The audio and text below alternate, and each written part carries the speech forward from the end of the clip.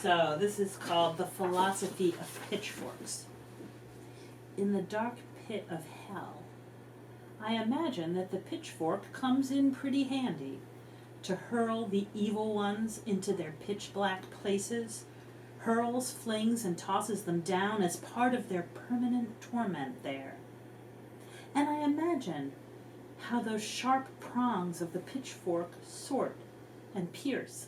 I can almost hear the agony of the bodies in pain, their tongues uncurling in those sounds of grief that rise up to my ears like flames.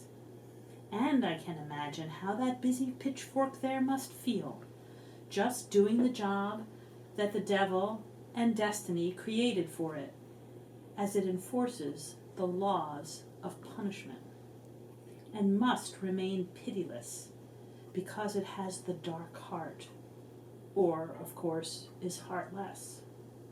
Isn't that the point here, the plan for justice, that the pitchfork play its part well?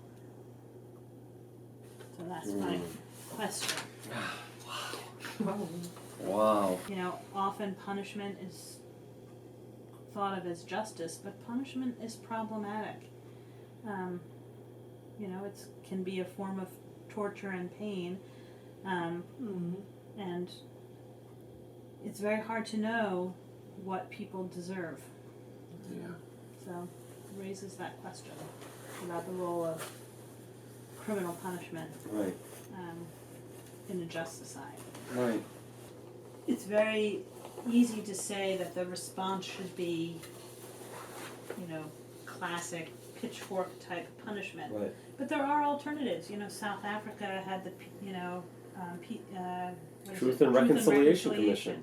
It's like an alternative, and there it was criticized. You know, on the one hand, it was a way to bring forth information and try to promote healing. On the other hand, some people felt that justice, in the sense of accountability and punishment, wasn't done. But it really, this poem, I think, raises those questions about what is the role of the pitchfork in the plan for justice, and also what does it feel like to be a pitchfork, since, you know, I teach lawyers, and lawyers play that role.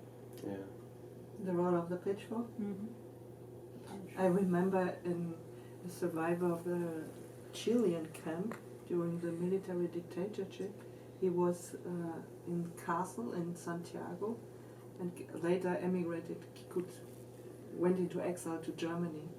And he said to me, there was one of the guards in the castle, and one day this man was sitting beside him and said, "Oh, I'm so happy that I don't have to torture you today."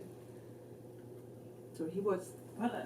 Oh my goodness, so interesting. And one of the interesting things that's being discussed in Arkansas is the effect on the prison staff of having to kill 8 people in, you know, a 2-week period, and what that would be like for them, what it does to a society to be a society that has the death penalty, or that tortures, or that has punishment practices that are in effect torture, even if they're not called that. You know, that looks the other way when there's sexual violence in prisons, and that doesn't provide mental health treatment for people in prisons. Now, these are kinds of torture themselves.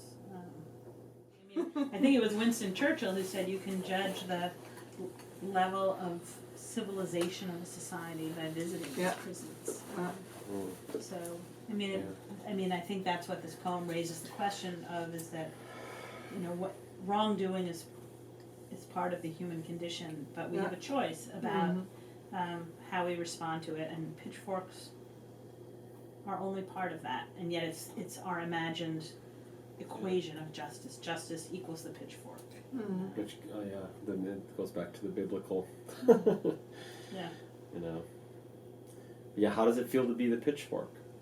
It doesn't feel all the time good to be the pitchfork. Yeah. You know, even though it's the tool of power. Or maybe sometimes it feels too good to be the pitchfork. Yeah, or too good, yeah. Very mighty. I mean, there is and I talk to my students about this too, there's, you know, interesting fMRI studies about what happens when people, they put them in, laboratory experiments where they're playing a game and they have the capacity to punish cheaters in the game. And, they've got the fMRI going, and the reward center of the brain lights up when you punish someone who you perceive to have broken the rules. We're sort of hardwired, and this goes back to Felix's work, that sort of pro-social altruism is, altruism, like little kids help. They're like hardwired at a very young age to like hand the ball to the experimenter, to help. And humans are essentially social beings, and so punishment is thought to be a response that we've developed to. It's a pro-social thing. It reinforces the bonds of community to punish wrongdoers. It feels good, and it makes all the people who are not wrongdoers feel vindicated in our righteousness. But that's a very dangerous, intoxicating feeling. And a lot of my students would like to say, like Fritz, oh, we should get rid of prisons. They want to talk about prison abolition. They're against punishment. But I ask them, like, really, you really think you're beyond this, these feelings? Think again. And I remember one time I was on Cape Cod, and I was driving back to teach my first law school class, and I'm driving up 93, a lot of traffic, and some guy behind me is right on my tail. He's tailgating me. I'm not going fast enough for him. It's a 2-lane highway at that point, and I'm in the faster lane, and I can't get over because there's so much traffic, and he's like right behind me, and it's making me very, very nervous. And finally, like, an opening opens, and I get out of his way, and he zooms forward, and then I hear and he gets pulled over, and I have to say, it was like, yay! Yeah. Justice. Oh yeah. It felt so of course. good. And this is me, I'm questioning the pitchfork, but I was all ready for the pitchfork to get him, Yeah. Well, that's part of your humanity, and me too. It's like when people cross boundaries. It's very upsetting, and it brings out all sorts of different reactions. Yeah, I think there is a lot of satisfaction. There's another line, maybe I'll use this one I talk about, it's one of my favorite lines I use with my students. The 19th century British jurisprudent, very famous guy, James Fitzjames Stephen, said that we need punishment. He said, we need punishment in order to essentially prevent vigilantism. He said, punishment stands in relation to our natural human desire for revenge, the way marriage stands in relation to the sex drive. Like, sex is just a natural part of the human condition, and we need, like, social institutions to channel that drive into a socially controlled and productive form. So marriage is to the sex drive what state punishment is to the human desire for vengeance. It's the pro-social version to keep that natural human desire in an acceptable... From creating too much chaos. Exactly. So it's an interesting analogy. Wow. Well, I think the marriage, the whole idea of promoting the marriage, it stops the diseases. It stopped diseases at a certain time. It became almost like a public health policy. It was like... Well, I don't know if it stopped diseases an awful lot of it did, It did. Didn't work. It didn't work, but I think the idea was that it was supposed to, like, assure paternity of children. Yeah. And assure that children were cared for by their biological parents. Right. Fathers. The mothers were always saddled with them. They couldn't disavow them. Right. But before we had DNA, we had marriage. Now we have both, sort of. I also think it's the kind of thing, like, when you start a course, and law courses get very into the weeds and into the nitty-gritty, and there's a lot of technical, tough stuff that the students have to master, but I don't want them to forget what the overarching questions are. Right. Which is really, the question is this: isn't that the point here, the plan for justice, that the pitchfork play its part well? Really the question is the pitchfork a necessary part of the plan for justice, and if so, what's that plan? Yeah. So that's really, the question of a course on criminal law, we get into the weeds, but I want the students thinking about what the purposes of punishment are. Right. And I was asking myself, the situation in the US, the majority of the Americans is pro or against the capital well, punishment? that's a hard question to answer, because if you ask the question a certain way, you get one answer, and if you ask it another way, you get a different answer. Okay. So the polling question that has most often been asked has been asked for almost 100 years now by the Gallup poll, which is a big polling organization. And what's good is they've asked the same question the same way for nearly 100 years, so we can compare over time how people's views have changed. That question is, do you support the death penalty for murder? And the answer to that question, except for one time in American history, has always gotten a majority of people to say yes. Usually between 60 and 70%. Usually around 2/3 of the people answer that question yes. In the case of murder. Do you support the death penalty for For murder? murder. Mm-hmm. Only one time, and that was 1966, did more people say no than said yes to that question. Never since has that question yielded less people saying yes Mm-hmm. than saying no. But if you change the question and say, would you prefer the death penalty or the alternative of life in prison without parole, the numbers get much closer.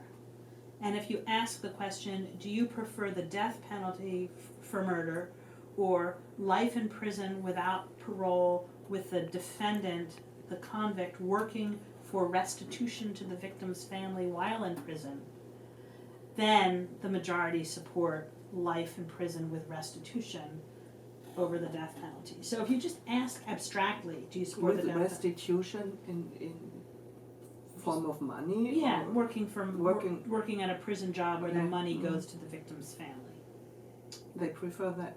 to the death penalty. So it's just interesting. It's Uh-huh. if you give, like, if you don't talk about Yeah. alternatives, you just say, do you support the death penalty for murder? Most people say that's fine.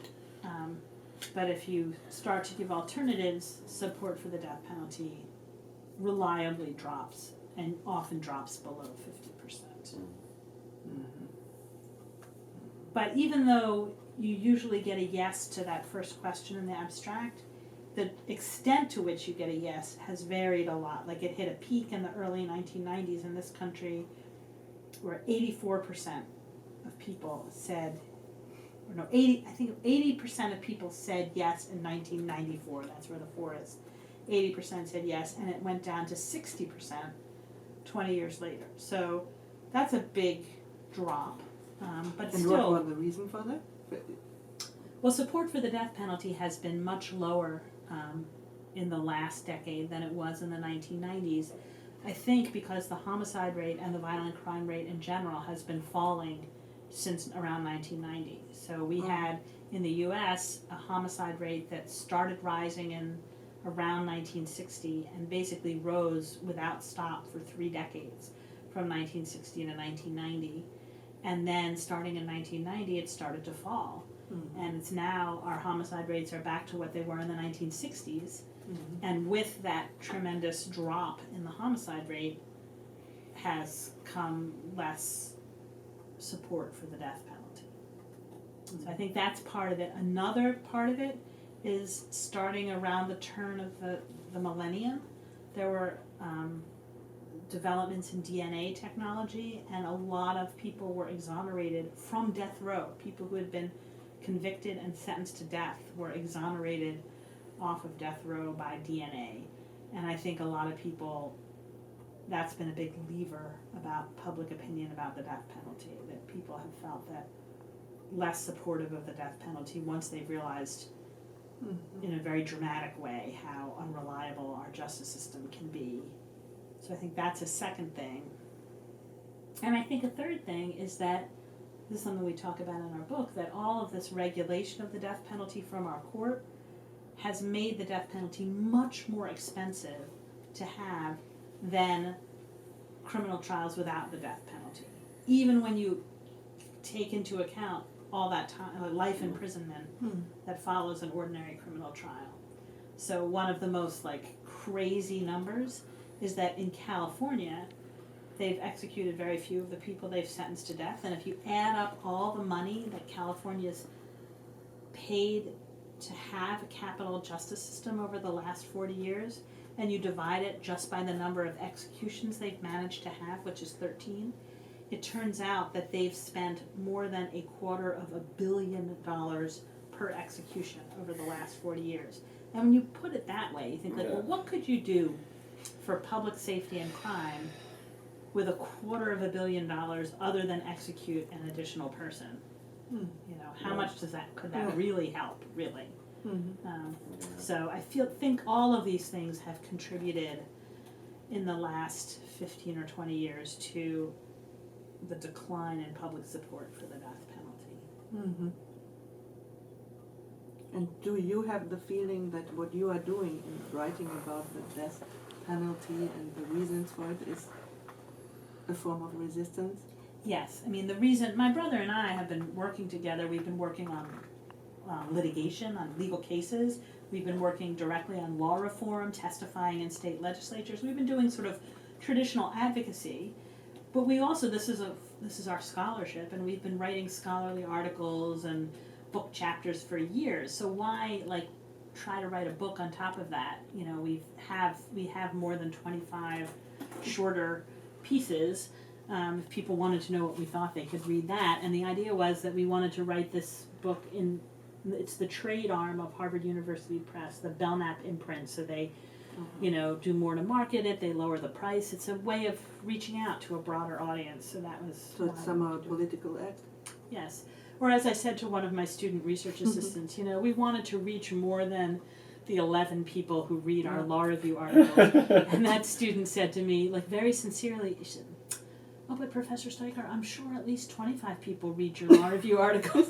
So I was being self-deprecating with 11, and the student was helpfully correcting to what is probably the more accurate number. "No, Professor Steiker, I'm sure at least 25 people read your law review That's articles." classic. Yeah, it's funny. That's like a cartoon. Yeah, exactly. A caption in New Yorker. Perhaps with your brother, I don't know. Where he's in Texas or not? He's in I read Texas. he's in Texas. Yeah. And you were down there. And you were working all the time together? Or? Yeah. He comes up here, I go down there. And he's a judge? He's a law professor. Law professor. Wonderful story. And you were down there recently, right? I was just down there earlier this month because he runs a capital punishment clinic at his law school, the University of Texas School of Law, and his center runs a conference on the death penalty every spring. It's always the first week in April. And he and I are actually working on another book. We're actually co-editing but also contributing to this volume we were asked to do a volume on comparative capital punishment law, basically the death penalty worldwide and its prospects for abolition. And so we decided to invite all the people we've invited to contribute to this volume. Their contributions aren't due till September, to come to Austin and talk together. And you would have loved this. I mean, these were people from all over the world. Half of them are scholars and half of them are human rights lawyers who work on these death penalty cases. And we're appalled by the death penalty in the U.S., but there are places in the world where there's the death penalty for mandatory death penalty. There's a mandatory death penalty, so if you commit a capital crime, there's nothing else gets considered. It's mandatory. There's a death penalty for nonviolent crimes, for drug offenses. Around half of the death sentences in China, and no one really knows exactly how many there are because it's not public information, are for drug offenses. No one's been killed, just drug importation. In parts of the world, homosexual sodomy is a capital offense, and you can be executed for that, or adultery, sort of sexual offenses are capital offenses. So it's just, we're just dealing with kind of the remnants of the death penalty, but places where it's mandatory or where it's for violent crimes or where it's for things that shouldn't be crimes at all. It's really quite extraordinary. I had that comparison over where I worked for many years, the World News Digest, we used to keep track. In China, every year it was who was the top. They had a figure, that was as accurate as could be gotten from various sources, but it's very hard to know. I mean, what everyone says, and I have colleagues who work in China and who are real experts in the legal system. Everyone says capital punishment is way down in China, but when we say way down in China, we're talking like down from like 8 to 10,000 to maybe like under 5,000. But that's still more than a year. Yeah. That's more than the rest of the world combined. So it's the thousands and thousands. I mean, it's a very big country. And the quick trials and the immediate executions and the gyms and How was the reaction on the book? Yeah, we've gotten a lot of good reaction on the book. We've been traveling around a lot on a book tour and. Oh, that's fun. That's good. So. It's a chance to meet new people. So where have you been with it? Did you go out west or? So we haven't gone all the way to California. Although a former student of mine who's a law professor at UCLA is planning an event for us there in the fall. Our appearances are sort of divided between like scholarly appearances that law schools have put on around our book and like bookstore type events and public education events. So we did bookstores. We did like politics and prose in DC and book culture in New York and the Seminary Bookstore in Hyde Park, Chicago. We got invited. This was really fun. You can see it on C-SPAN actually. The National Constitution Center in Philadelphia. I didn't even know there was a Bill of Rights Day. There's a Bill of Rights Day, December 15th, and they have a book festival every year where they have a day-long set of people coming to talk about books about the Bill of Rights. And the Eighth Amendment prohibition of cruel and unusual punishment is really what all of our book is about. So we went and did an event there. We're going back to Philadelphia. There's this very cool place that you would really like. It's a museum called the Eastern State Penitentiary Museum. The Eastern State Penitentiary is this Gothic-looking prison. It's the oldest penitentiary in North America. It was built in the 18th century, and it was a working prison until the 1960s. Like Al Capone was a prisoner there, and after it closed, it became a museum about prisons and punishment and incarceration, and it's a really good museum. And they have a monthly speaker series on issues relating to criminal justice. So we're doing a talk there. Oh, nice. Next month. No, in June, month after next. So those are kind of the fun public education things. Yeah. But we also do a lot of. Well, it's important to get out there with it. Put a face to it, and I mean, at the bookstores, anyone who comes in, you never know who heard you when you were. It's true. And those are the great stores. Yeah. So it's fun. It's definitely, the book tour is more fun than the book writing. Yeah.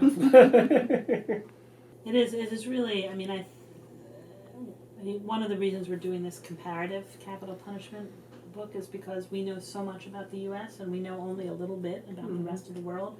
So this is our education, and it's really fascinating to get the sort of broader lens about the death penalty, in a broader perspective. I mean, and we're trying amazing. to avoid the death penalty in this country, the death penalty in that country. Like, we don't want a compendium. We want sort of critical essays, but we want to cover a lot of different. We're not trying to be comprehensive on every corner of the world, but to sort of get some of the big issues, but not wanting to have it all be Western, as of course, or Northern. So we're trying to, on the one hand, get coverage without being comprehensive. And the thing is a lot of people are experts in a particular place, like China or the U.S. or, or regionally like Africa or Europe. But we want people to be doing comparative work because it's that's the idea of the book. Are there countries in Europe with capital punishment? Not really. I mean, Belarus is the only place that formally has it, but Russia, Turkey are both threatening to bring it back. Discussing it now. Yeah.